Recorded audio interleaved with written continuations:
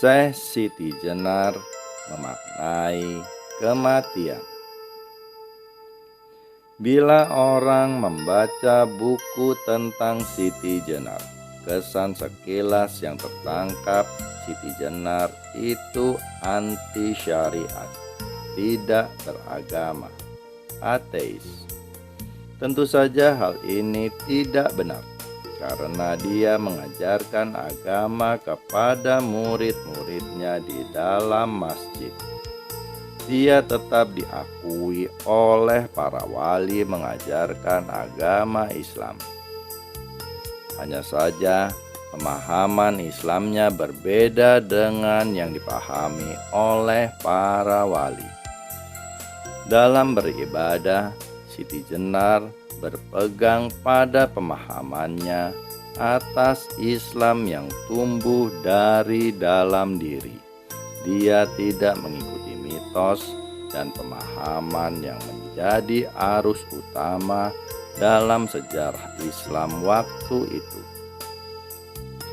Siti Jenar rupanya hendak mengajarkan agama Islam berdasarkan realitas, bukan atas dasar budi yang tidak terpimpin. Siti Jenar sadar bahwa agama ini ketika diajarkan oleh Kanjeng Nabi Muhammad sendiri memang benar dan benar. Benar karena agama ini diterima oleh beliau sendiri dari Tuhan, pemimpin budi. Benar karena agama Islam diajarkan oleh beliau sendiri sesuai dengan kondisi dan budaya serta tingkat masyarakat yang menerimanya pada waktu itu. Agar agama ini tetap dianut secara hanif, lurus. Makanya di dalam Al-Quran banyak ayat yang memerintahkan manusia untuk berpikir, bertafakur, bertadabur, dan bernalar. Tetapi dalam perkembangan sejarahnya, agama ini disebarkan dengan pengajaran ibadah yang diformulasikan oleh ulama-ulama abad kedua dan ketiga Hijriah, sehingga formulasi syariatnya tidak pas buat manusia Jawa. Ajaran Islam tidak lagi sebagai jalan hidup, tetapi sekedar untuk mengganti baju dari Hindu, Buddha menjadi Islam. Ibadah ritual Hindu Buddha diganti ritual Islam. Bagi Siti Jenar, cara mengajarkan agama sedemikian itu sama dengan mengikuti hawa nafsu, bukan mengikuti jalan Tuhan, jalan yang lurus. Mengapa demikian? Karena ketika agama bersahabat dan terkait dengan kekuasaan menjadi alatnya penguasa, maka orang yang memeluk agama lebih banyak karena ketakutan daripada karena kerelaan. Padahal la ikraha fiddin, tak ada paksaan dalam memasuki agama.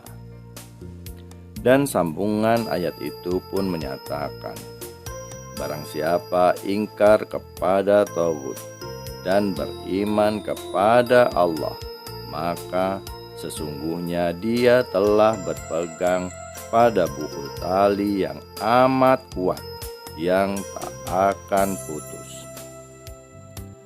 Mengapa agama tak perlu dipaksakan penerimaannya? Pertama, karena agama tergantung pada keimanan dan kehendak. Karena itu, mengajak seseorang untuk memeluk agama dengan paksaan itu meaningless, tak berarti. Kedua, karena kebenaran dan kesalahan itu jelas bedanya yang telah ditunjukkan melalui kasih sayangnya. Dan ketiga, karena rencana Allah selalu membimbing kita dari kegelapan menuju yang terang. Nah, barang siapa yang ingkar kepada tauhid, menolak tindakan yang melampaui batas seperti berbuat zalim, merusak bumi, melakukan provokasi, dan lain sebagainya, dan beriman kepada Allah, berpedoman kepada kebenaran, maka ia telah berpegang pada simpul tali yang kokoh. Tali yang dipegang itu tak akan putus. Ingkar kepada tauhid, itulah inti agama. Jadi esensi inti dari kebenaran hidup itu adalah menolak tauhid. Semua bentuk kesewenangan, pemaksaan, penindasan, kezaliman, pengrusakan lingkungan hidup, tindakan yang berlebih-lebihan dalam hal apapun dan sejenisnya adalah tauhid. Apakah ibadah kepada Tuhan yang berlebihan juga mengabdi kepada tauhid? Jawabnya tentu saja iya. Karena segala sesuatu yang berlebihan itu tidak lahir dari budi yang terpimpin, yang tercahayai ilahi. Apa saja yang berlebihan pasti berasal dari dorongan hawa nafsu, di mana hawa nafsu inilah kelak yang akan menjadi tauhid terbesar dalam diri manusia. Tauhid artinya melampaui batas yang telah ditetapkan. Kita mengetahui bahwa alam raya ini dibangun oleh Tuhan dengan ukuran, kadar yang tepat. Ada timbangan atau mizan, ada batas. Di dalam diri manusia ada batas-batas. Perut kita bila terisi melampaui batasnya akan terasa sakit. Minum air tawar yang bersih saja, kalau terlalu banyak, terasa tak nyaman di perut. Kita membutuhkan tidur untuk istirahat. Tetapi, kalau terlalu banyak tidur, badan terasa sakit semua. Kurang tidur juga menyebabkan sakit. Tentu saja, batas yang ada pada tiap-tiap orang tidak sama. Tak ubahnya seperti guratan sidik jari. Walaupun perbedaannya mungkin kecil, tetapi tetap tidak sama. Manusia tidak bisa diseragamkan, karena masing-masing mempunyai kadar dan batasnya sendiri. Persatuan harus dibangun, tetapi bukan kesatuan atau keseragaman. Menyeragamkan orang-orang yang batasannya jauh berbeda akan menghancurkan tatanan kehidupan. Berarti kita menerima tauhid. Lalu apa arti hawa nafsu? Kata ini dalam bahasa Arabnya adalah hawa, artinya jatuh, tenggelam, atau keinginan yang kuat tanpa dipikir lebih dahulu. Mengikuti hawa nafsu, memperturutkan keinginan tanpa pikir, dapat menjatuhkan diri ke dunia hampa, dunia yang tidak kekal, dunia yang penuh kegelapan. Karena itu, dari segala macam jenis berhala, yang paling berbahaya bagi manusia adalah mempertuhankan kepada hawa nafsu alias tauhid.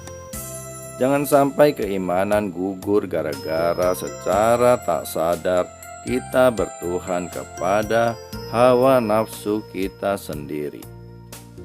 Jelas bahwa inti hidup beragama adalah mengingkari togut, menolak bertuhan kepada hawa nafsu.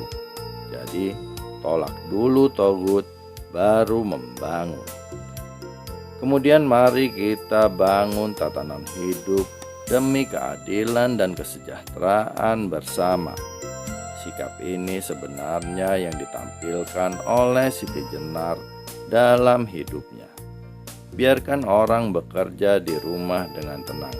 Biarkan orang saling menolong sesuai kemampuannya dengan nyaman. Jangan ganggu orang yang melakukan ritual berdasarkan pemahamannya. Jangan paksa orang menjalankan syariat yang terasa asing baginya, kata Siti Jenar. Sebab menjalankan syariat yang tidak dimengerti manfaatnya itu sama dengan kepalsuan, dusta belaka. Nah, menanggapi ucapan Siti Jenar yang demikian ini, banyak yang beranggapan bahwa Siti Jenar tidak mau syariat. Banyak orang lupa bahwa inti agama adalah ingkar kepada togut, mengingkari ilah-ilah lainnya dahulu sebelum bisa bertuhan yang benar.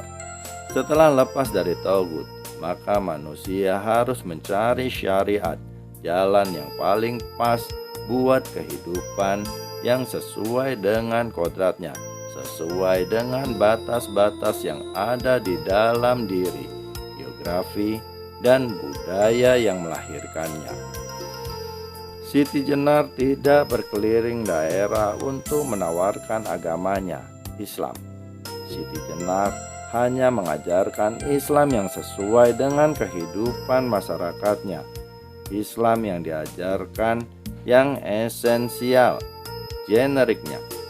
Karena itu, banyak orang yang pergi berguru kepada Siti Jenar tanpa melihat agamanya, yang Hindu, yang Buddha, yang Kejawen, dan yang Islam berbondong-bondong mengaji kepadanya. Hal demikian ini tidak aneh bagi kalangan tasawuf. Di barat, tasawuf berkembang dengan pengikut yang beragama macam-macam. Identitas agama tidak menghalangi mereka untuk mengaji tasawuf. Di zaman Siti Jenar, orang yang agamanya berbeda bisa berguru kepadanya tanpa harus meninggalkan agama asalnya.